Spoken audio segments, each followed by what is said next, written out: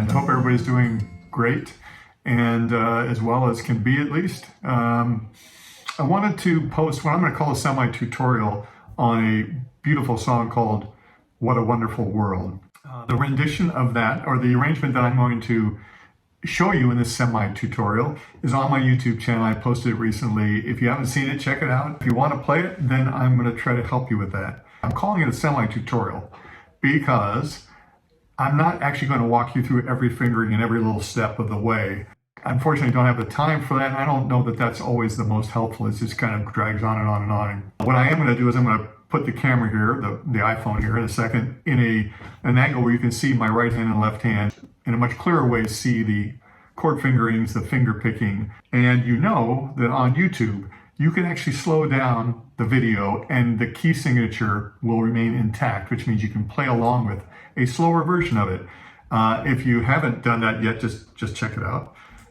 You go and look at the settings icon and click on it and you can change the speed. It's a wonderful thing. So I'm going to play it slower than I did in the posting I did, but I'm not going to play it at a snail's pace because you can actually create that on your own. There's a couple things I want to point out that I think are important. It's really important to focus on rhythm. And I say that only because most of us as guitarists learn to focus on notes, particularly lines and chords, and that's where the head gets at when you're learning guitar. The guitar, particularly the acoustic guitar, is really a percussive instrument. It's really meant for rhythm and groove. Paying attention to rhythm and timing and groove should be at the top of our list as guitar players. A good habit to get into, for example, to tap your foot while you're playing. And I've done that, and I've learned to do that, and now I do it to an obnoxious point where as I'm doing my recordings, a lot of times I get in my own way by thumping too much on the ground. It messes things up.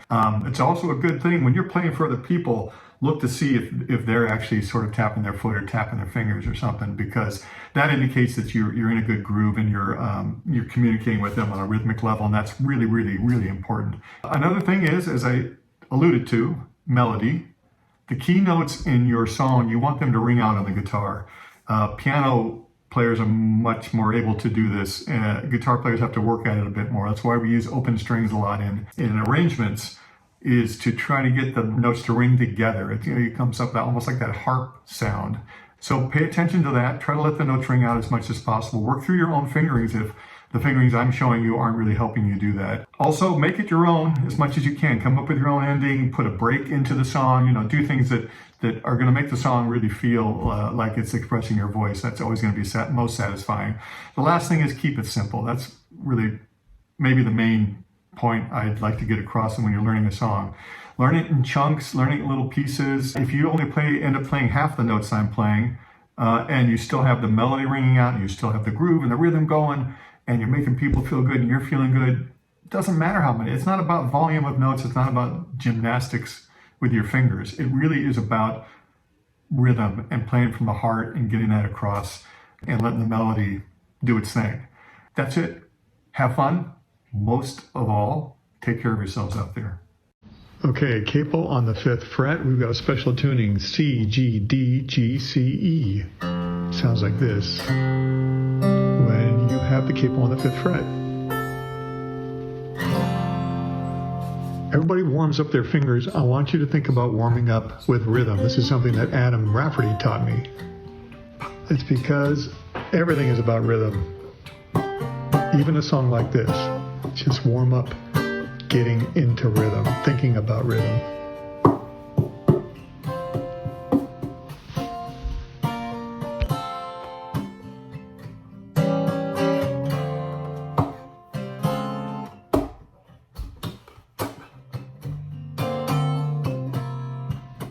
Now, as I'm teaching this, I'm not going to play in rhythm because I'm just going to show you the notes.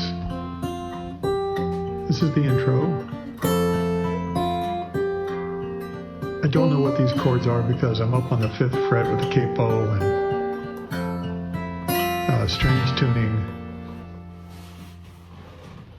From the intro that I worked out, this is what the chords look and sound like. And let's get into the verse.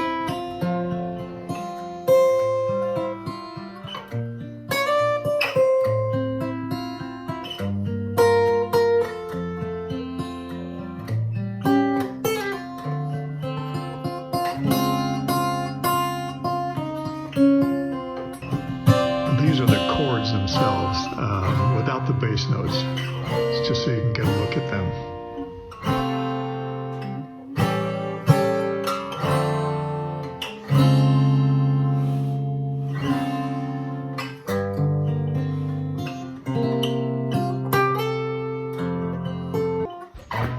This is the first turnaround, the turnaround after the first verse. I created a little wheel here. It's important to let the notes ring out. Don't block the notes. It takes a little practice.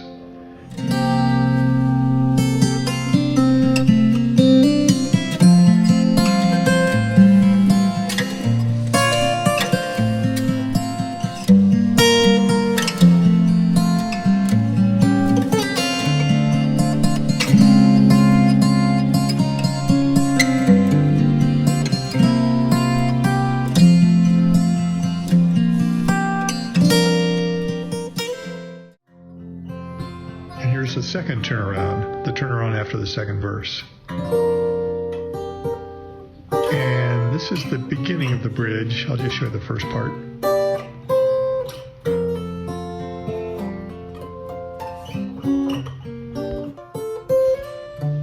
Second half of the bridge. There are some tricky fingerings here, so it'll take some practice.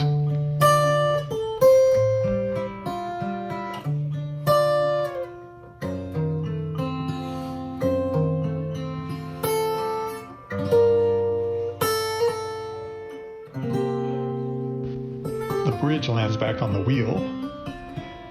That gets into the third verse, and then coming out of the third verse, here's the turnaround chords.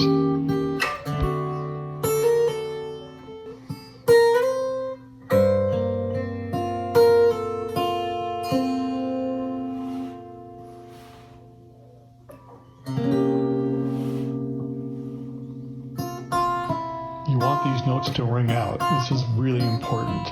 Let the notes ring out. See, I need to work on it still.